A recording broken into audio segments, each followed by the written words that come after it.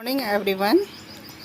मैं MLS government PG girls college Jaisalmer से doctor Mrinali Chauhan और आज का हमारा टॉपिक है कंसेप्ट ऑफ जीन। सबसे अच्छे या सबसे रिफाइंड जो जीन की प्रकृति को जानने के लिए प्रयोग करे गए थे वो सिमोर बेंजर के द्वारा किए गए। अब सिमोर बेंजर ने जो अपने प्रयोग करे वो बैक्टीरियोफेज पे करे। T4 बैक्टीरियोफेज यूज करा था।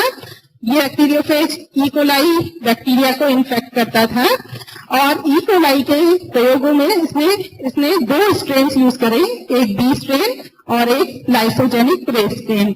लाइसोजेनिक के स्ट्रेन किसे कहते हैं?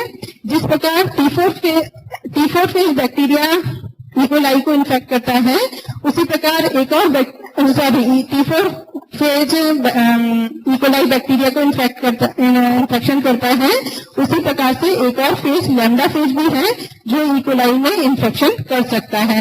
ये जब लैम्डा फेज इकोलाई में इन्फेक्शन करता है तो दो तरीके की साइकिल चलाता है, एक कहलाती है लाइसोजेनिक साइकिल और दूसरी लाइटिक साइकिल।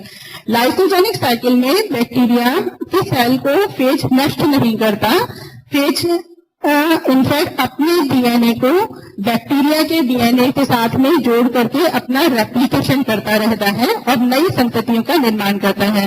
इसलिए जब लैम्डा फेज का इन्फेक्शन इकोलाई में होगा तो इकोलाई की सेल में यदि लाइसोजेनिक साइकिल चलेगी तो सेल नष्ट नहीं होगी बल्कि सेल के अंदर फेज का मल्टीप्लिकेशन चलता रहेगा और ऐसी लाइसोजेनिक साइकिल जिन फेजेस में चल रही है उन्हें हम लाइसोजेनिक के फेज कहते हैं।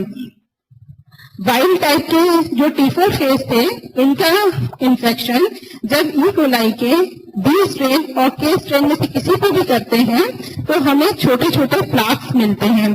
प्लाक क्या चीज होती है कि जब हम पेट्री प्लेट में बैक्टीरिया को ग्रो करें और यदि उस बैक्टीरिया में किसी भी प्रकार के वायरस का इन्फेक्शन हो और वो वायरस बैक्टीरिया की कुछ सेल्स को नष्ट कर डाले तो जहां पर सेल्स नष्ट हुई हैं वो एरिया पेट्री प्लेट पे हमें क्लियर एरिया के रूप में दिखेगा, तो उस एरिया को प्लाक कहा जाता है। जहां पे बैक्टीरिया की सेल्स नष्ट हो गई है वो एरिया प्लाक कहलाएगा और उस एरिया में नष्ट हुई बैक्टीरिया सेल के अलावा वायरस की नई संतति भी उपस्थित होगी। तो जो प्लाक्स बनते हैं वो प्लाक किस प्रकार के बन रहे हैं वो इस बात पर निर्भर करता है कि किस वायरस का इन्फेक्शन हुआ है। यदि T4 फेज का वाइल्ड टाइप बी या के स्ट्रेन में किसी में भी इन्फेक्शन करता है तो ऐसी स्थिति में बनने वाले प्लाक्स वो छोटे छोटे होते हैं। लेकिन इसी की ही एक और म्यूटेंट है R2 म्यूटेंट जो होता है, इसमें यदि यह म्यूटेशन हो जाती है तो ऐसी स्थिति में जो फेज है वो लाइसोजेनिक के का लाइसिस नहीं कर पाता, उसे नष्ट नहीं कर पाता है और ऐसी स्थिति में किसी भी प्रकार के प्लाक्स का फॉर्मेशन नहीं होता। लेकिन यह जो म्यूटेंट होगा यह म्यूटेंट बी स्ट्रेन पर बड़े प्लाक्स का फॉर्मेशन कर सकता है।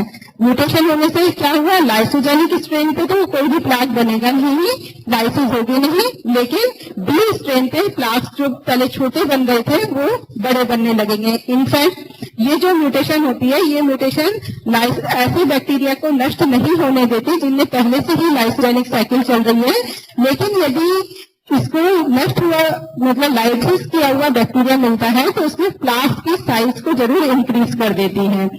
बेंजर ने क्या पाया कि यदि वाइल्ड टाइप बैक्टीरिया और म्यूटेंट दोनों से ही मिक्स इन्फेक्शन कराया जाए इकोलाई पे तो इकोलाई की बी स्ट्रेन और लाइसोजेनिक के स्ट्रेन दोनों में ही बड़े प्लाक्स का फॉर्मेशन होता है। बड़े प्लाक्स का फॉर्मेशन इस कारण रहता है कि वाइल्ड टाइप लाइसिस करता है जिसके के कारण म्यूटेंट टाइप अपना एक्सप्रेशन शो कर पाता है। अब बैक्टीरिया और वायरस की इन प्रकृतियों को ध्यान में रखते हुए बेंजर ने सबसे पहले कंप्लीमेंटेशन टेस्ट लगाया। कंप्लीमेंटेशन टेस्ट करने में उसने दो वायरसेस जो कि म्यूटेंट थे दोनों का मिक्स्ड इन्फेक्शन कराया के स्ट्रेन पे। यदि के स्ट्रेन पे म्यूटेंट का इन्फेक्शन कराया जाए तो ऐसी स्थिति में प्लाक्स का फॉर्मेशन नहीं होता, लेकिन और अधिकतर केसेस में यही हुआ कि प्लाक्स का फॉर्मेशन नहीं हुआ, लेकिन कुछ स्थिति में मिक्स इन्फेक्शन कराने पर प्लाक्स का फॉर्मेशन भी हुआ। अब ये जो प्लाक्स का फॉर्मेशन जो नहीं होना चाहिए था, क्योंकि यहाँ पर म्यूटेशंस वाले बैक्टीरिया लिए गए हैं, ये फॉर्मेशन किस तरीके से हुआ, इस चीज को समझने के लिए बेंजर ने वायरसेस को दो ग्रुप्स में बांटा, एक ए ग्रुप और दूसरा बी ग्रुप। अब ए और बी ग्रुप किस हिसाब से थे? ए ग्रुप ऐसा ग्रुप है कि सारे वायरस, ए ग्रुप में ऐसे वायरसेस रखे गए जिनका यदि मिक्स इन्फेक्शन हम के स्ट्रेन पे कराएंगे तो हमें प्लाक्स का फॉर्मेशन नहीं मिलेगा। के स्ट्रेन पे दो सदस्य यदि ए ग्रुप के इन्फेक्शन करेंगे तो प्लाक्स का फॉर्मेशन नहीं करेंगे। इसी प्रकार से यदि बी ग्रुप के दो सदस्य के पे इन्फेक्शन करेंगे तो अगेन प्लाक्स नहीं बनेंगे, लेकिन एक मेंबर ए का और एक मेंबर बी का ले लें और फिर इन्फेक्शन कराएं तो प्लाक्स का फॉर्मेशन होगा। एक ए का ले और एक बी का ले तो प्लाक बनेगा, अकेले ए वाले नहीं बना सकते, अकेले बी वाले नहीं बना सकते। इसलिए बेंजर ने से एक एजम्पशन निकाला कि ए रीजन ऐसा रीजन है जो एक प्रोटीन बना रहा है, बी रीजन एक रीजन दूसरा रीजन है जो दूसरा प्रोटीन बना रहा है। जब ए और बी दोनों प्रोटीन बनेंगे तो प्लाक्स का फॉर्मेशन होगा, और ए और बी में से यदि कोई एक नहीं बना पाएगा तो प्लाक्स का फॉर्मेशन नहीं होगा। यहाँ डायग्राम के थ्रू इस चीज को यदि समझे तो फर्स्ट हमारे पास ऐसा म्यूटेंट है जिसमें ए रीजन में म्यूटेशन हुआ, लेकिन ए रीजन के एक पॉइंट पर यहाँ म्यूटेशन है। दूसरा म्यूटेंट ऐसा है जिसमें ए रीजन के दूसरे स्थान पर म्यूटेशन है, और तीसरा म्यूटेंट ऐसा है जिसमें बी रीजन में म्यूटेशन हुआ है। अब ए और बी का या फर्स्ट और सेकंड का यदि मिक्स इन्फेक्शन कराते हैं तो यहाँ पर दोनों में ही, क्योंकि म्यूटेंट एरिया ए रीजन में है, तो ये ए प्रोटीन दोनों में से कोई भी नहीं बना पाएगा, केवल बी प्रोटीन बनेगा। अल्टीमेटली प्लाक्स का फॉर्मेशन नहीं होगा। फर्स्ट और थर्ड का इन्फेक्शन कराने में ए रीजन एक डीएनए जो एक थर्ड वाला है वो ए वाला प्रोटीन बना देगा और फर्स्ट वाला बी प्रोटीन बना देगा। अल्टीमेटली प्लाक्स का फॉर्मेशन रहेगा। सिमिलरली सेकंड और थर्ड से कराने पर एक के द्वारा बी प्रोटीन और दूसरे के द्वारा ए प्रोटीन बनने के कारण वाइल्ड टाइप या प्लाक्स का फॉर्मेशन हमें यहाँ पर मिलेगा। लेकिन यदि दोनों ही म्यूटेशंस एक ही पर अरेंज, एक ही फ्रेगमेंट पर है, तो ऐसी स्थिति में दूसरा फ्रेगमेंट हमेशा ही दोनों प्रोटीन एक्टिवली बना सकता है और प्लाक्स का फॉर्मेशन कर सकता है। इसलिए हम इससे एक चीज जो पता पड़ती है कि यदि दो रीजन्स के म्यूटेशन सिस कॉम्बिनेशन, दोनों रीजन के म्यूटेशन यदि सिस कॉम्बिनेशन में है तो प्रोटीन दोनों ही बनेंगे, लेकिन यदि दो अलग अलग रीजन्स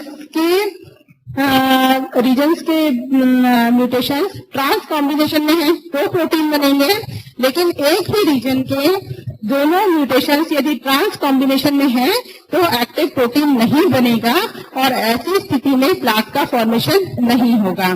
तो इससे बेंजर ने R2 लोकस में, इस प्रयोग के द्वारा बेंजर ने R2 लोकस में दो क्षेत्र डिफरेंशिएटेड कर दिए, जिन दो क्षेत्रों में अलग अलग अपना प्रोटीन बनाने की क्षमता थी। ये सारा जो प्रयोग था ये सिस और ट्रांस कंप्लीमेंटेशन पर आधारित था। इस कारण से बेंजर ने क्या कहा कि एक जीन एक प्रोटीन को नहीं बनाती, एक जीन में एक से ज्यादा प्रोटीन बन सकते हैं। जैसे यहाँ पर एक जीन दो तरीके के प्रोटीन बना रही है, ए और बी प्रोटीन, तो जीन को हम फंक्शन की यूनिट भी नहीं कह सकते। जैसे बीडल टाटून के द्वारा था one gene one enzyme theory की, एक जीन एक एंजाइम को बनाएगी। इस प्रयोग से सिद्ध होता है कि एक जीन एक से ज्यादा प्रोटीन्स बना रही है, और क्योंकि ये जीन में ऐसे अलग अलग क्षेत्र हैं जो अलग अलग प्रोटीन्स बना सकते हैं, इन अलग अलग क्षेत्रों को अलग नाम दे दिया गया सिस्ट्रॉन। तो हर जीन में कई सिस्ट्रॉन है, एक से ज्यादा सिस्ट्रॉन हो सकते हैं और ये सिस्ट्रॉन्स अपने पृथक पृथक प्रोटीन्स बना सकते हैं। कंप्लीमेंटेशन टेस्ट के बाद बेंजर ने इसमें रिकॉम्बिनेशन टेस्ट करे। अब रिकॉम्बिनेशन टेस्ट किस तरीके के रिकॉम्बिनेशन वाले जो टेस्ट करे, इसके लिए बेंजर ने म्यूटेंट्स को यूज करा।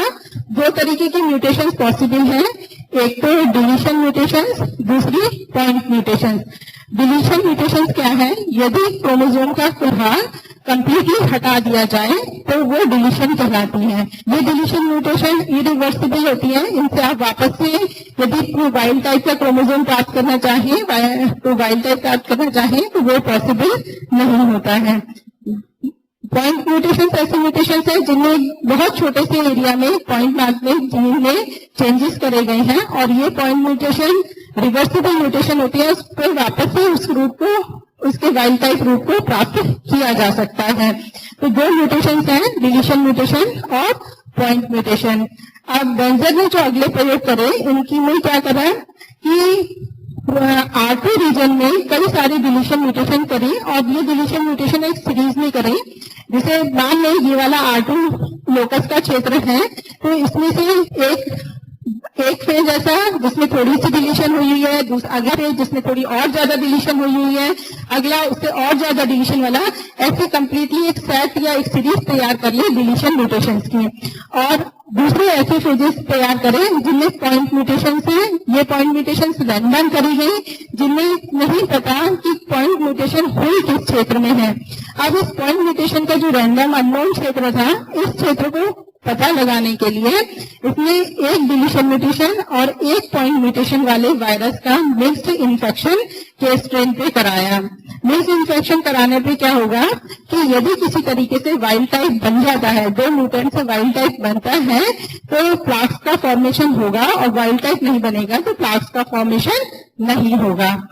यहाँ पर अब देखें, यदि ये R2 रीजन का था और पहला डिलीशन म्यूटेशन वाला फ्रेगमेंट ये है, इस वाले और इस वाले वायरस का मिक्स्ड इन्फेक्शन करवाने पे क्या होगा कि पॉसिबिलिटी है कि रिकॉम्बिनेशन के द्वारा ये जो पॉइंट म्यूटेशन वाला क्षेत्र है, ये क्षेत्र वाइल्ड रूप में इस फ्रेगमेंट से हमें मिलता है। डिलीशन वाला अपना क्षेत्र यहाँ पर दे रिकॉम्बिनेशन के समय तो पॉइंट म्यूटेशन रिपेयर हो जाएगी और ये वाला जो फ्रेगमेंट है ये हमें वाइल्ड टाइप के फॉर्म में मिल जाएगा और प्लाक्स का फॉर्मेशन हो सकेगा।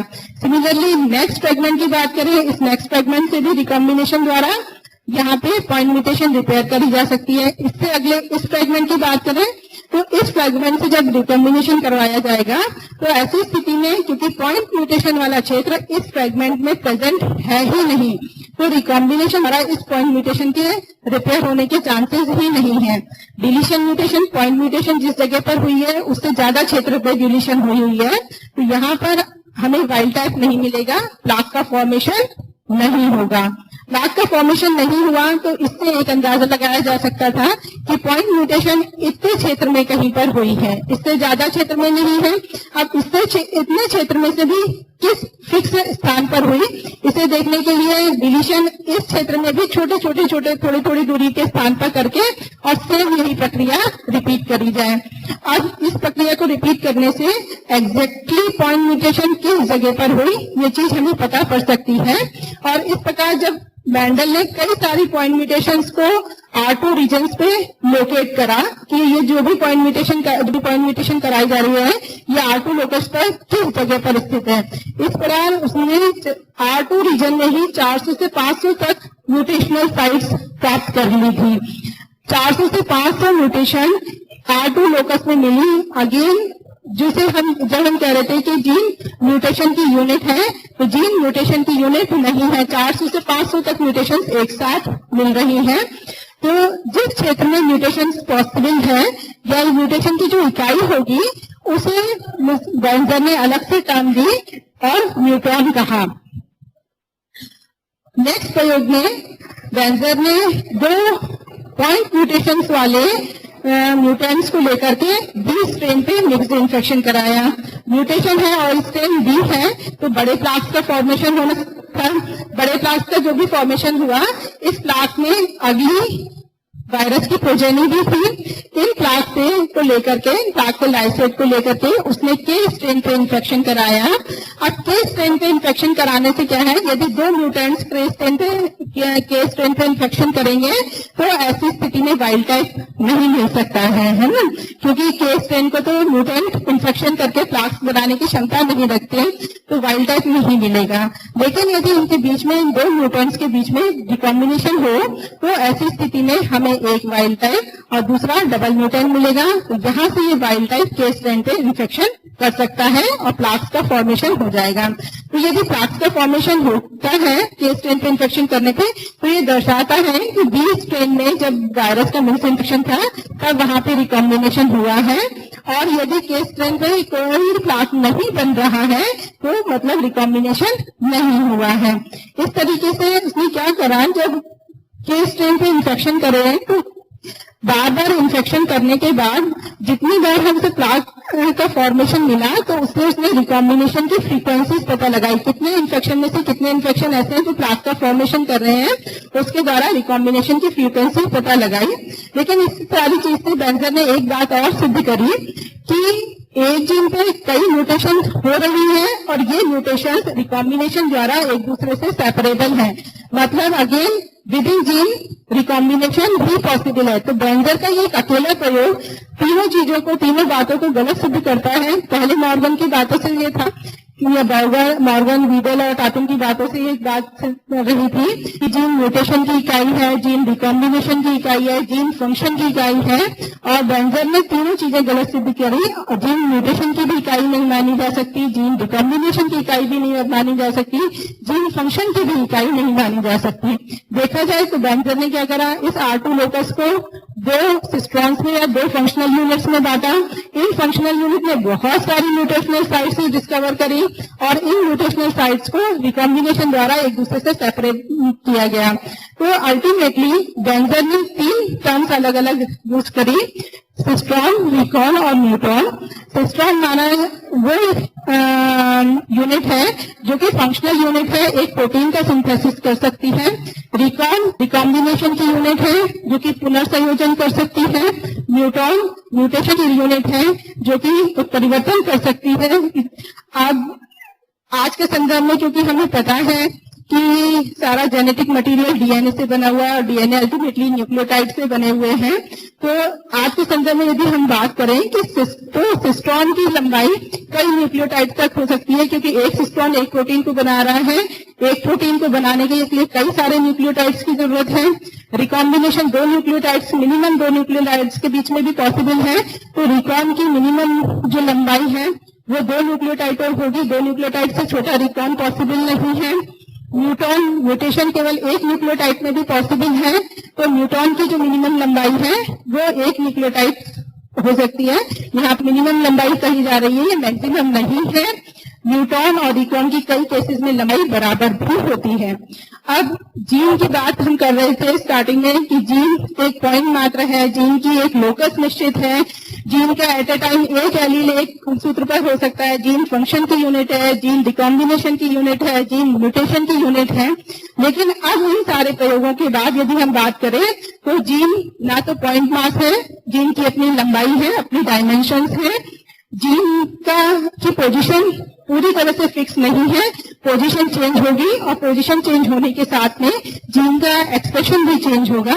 जीन रिकॉम्बिनेशन की इकाई भी नहीं है, रिकॉम्बिनेशन की इकाई रिकॉन हो गई, विद इन जीन रिकॉम्बिनेशन हो सकते हैं।